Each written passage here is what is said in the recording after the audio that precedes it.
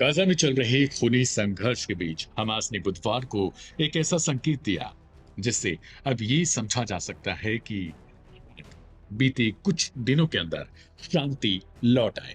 एक ऐसा समझौता जिसमें सभी इस्राएली बंधकों की रिहाई होगी, लेकिन इसके बदले में हमास ने फिलिस्तीनी कैदियों की रिहाई, युद्ध विराम और पुनर्निर्माण की शर्तें रखी हैं। हमास की ये टिप्पणी तब आई जब अमेरिकी राष्ट्रपति डोनाल्ड ट्रंप ने एक बयान में हमास से सभी 20 इस्राएली बंधकों को रिहा करने की सार्वजनिक मांग की।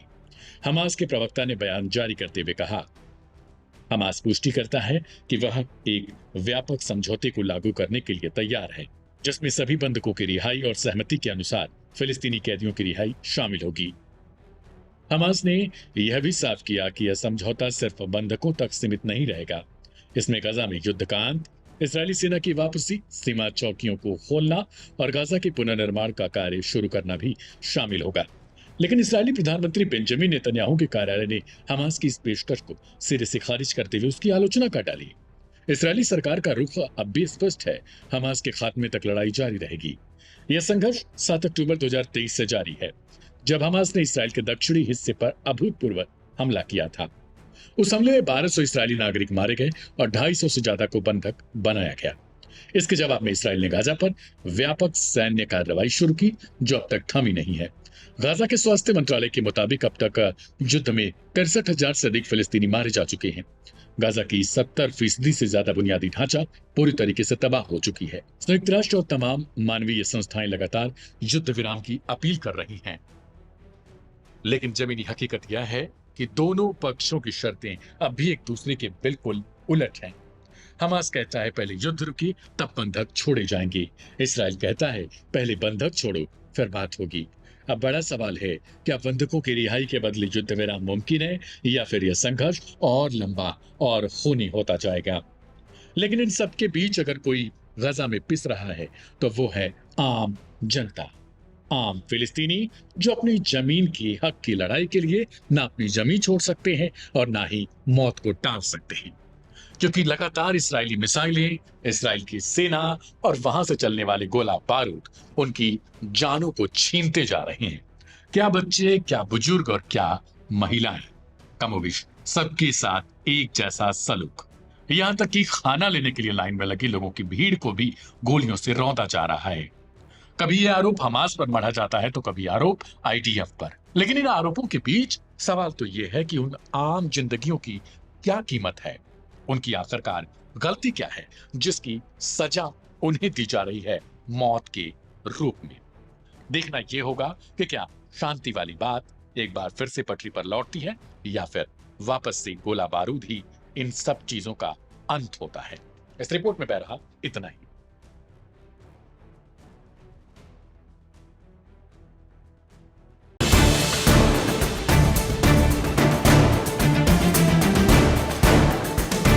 इजरायल ने एयर स्ट्राइक में यमन के हूती शासन के प्रधानमंत्री अहमद गालिब अल रहबी के साथ साथ पूरी कैबिनेट को मार डाला। इजरायली हमलों में कई मंत्री और हूती सैन्य अभियानों के कमांडर भी मारे गए हैं।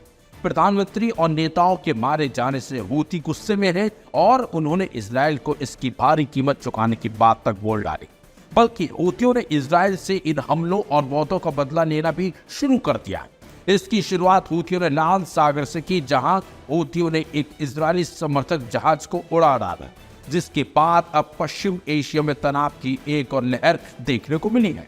बताया जा रहा है कि इजरायल के केंद्रीय इलाकों में 1 सितंबर को हवाई हमलों की चेतावनी सायरन गूंज उठे।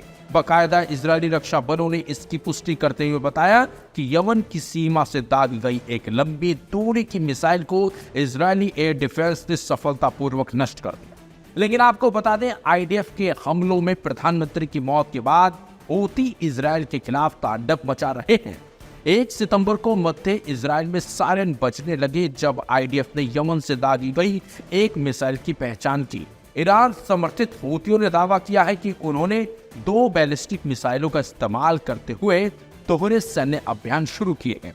और तो और हूतियों ने दावा किया है कि उन्होंने मल्टी टिप्ड फ्रैगमेंटेशन फिलिस्टीन 2 और जुल्फिकार मिसाइल का इस्तेमाल किया। हूतियों ने दावा किया है कि हमलों के कारण इजरायली हवाई फ्लाइटों के संचालन को निलंबित कर दिया गया। इसी बीच आईडीएफ ने कहा कि इजरायली वायु रक्षा प्रणाली ने यमन से भेजी गई एक मिसाइल को रोक दिया। यह हमला सना में इजरायली हमलों में हूती प्रधानमंत्री और कई मंत्रियों की मौत के कुछ दिन बाद हुआ है। प्रधानमंत्री की हत्या के बाद से हूती विद्रोहियों ने इजराइल पर कई मिसाइल और ड्रोन हमले करने की कोशिश की है। 2 सितंबर को हूती सैन्य प्रवक्ता ने दावा किया कि इजरायली ठिकानों को निशाना बनाकर 4 ड्रोन हमले किए गए। एक संबद्ध 4 ड्रोन ने कथित तौर पर तेल अवीव में इजरायली जनरल स्टाफ मुख्यालय को निशाना बनाया। इसी बीच 3 ड्रोन ने कथित तौर पर बेन गुरियन हवाई अड्डे, अल खतरा स्टेशन और अशदोद बंदरगाह को निशाना बनाया। इसके साथ साथ एक अलग उत्तरी लाल सागर में हूतियों ने कथित तौर पर MSC ABI जहाज पर हमला किया। संयुक्त राष्ट्र ने बताया कि ईरान समर्थित समूह ने 31 अगस्त को सना स्थित अपने कार्यालयों पर भी छापा मारा। संयुक्त राष्ट्र के मुताबिक हूतियों ने कम से कम 19 कर्मचारियों को हिरासत में लिया है। संयुक्त राष्ट्र का कहना है कि हिरासत में लिए गए लोगों में से 18 यमनी कर्मचारी और एक अंतर्राष्ट्रीय कर्मचारी है। यमन में अंतर्राष्ट्रीय संगठनों पर हूतियों द्वारा लंबे समय से चलाए जा रहे दमन में ये छापे सबसे ताजा है। संयुक्त राष्ट्र के विशेष दूत ने ओमान में हूतियों के मुख्य वार्ताकार से मुलाकात की और मांग की है कि बंदियों की रिहाई की जाए। दूत ने चेतावनी दी है कि हूती की कार्रवाइयां यमन के लोगों तक सहायता पहुंचाने में गंभीर रूप से खतरा पैदा कर सकती है। वही हूती मिलिट्री के प्रवक्ता ब्रिगेडियर याह्या सारी ने कहा कि जो कोई भी इस्लाम और पैगंबर का अनुयायी है वो इस नरसंहारी अपराध के सामने चुपचाप नहीं बैठेगा। गाजा की विजय धर्म की विजय, राष्ट्र की विजय है और मानवता की विजय है। यमनवासी इस पावन वर्षगांठ का स्मरण जिहाद, समर्थन और सहायता की स्थिति में खड़े होकर तब तक करते हैं जब तक कि आक्रमण बंद न हो जाए और गाजा पर से घेराबंदी न हट जाए। अल्लाह की विजय, सहायता और मार्गदर्शन में विश्वास रखते हैं।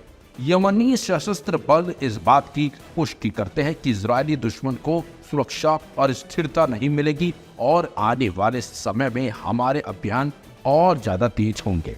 इजराइल से जो तबाही की तस्वीरें भी सामने आई है उनसे साफ है कि हूतियों के हमलों से इजराइल को भयंकर नुकसान हुआ है और जो इजराइल दुनिया से छुपाने की कोशिश कर रहा है। लेकिन तस्वीरों ने साफ कर दिया कि हूतियों ने इजराइल में भयंकर तबाही मचाई है जो अब पूरी दुनिया के सामने आ चुकी है।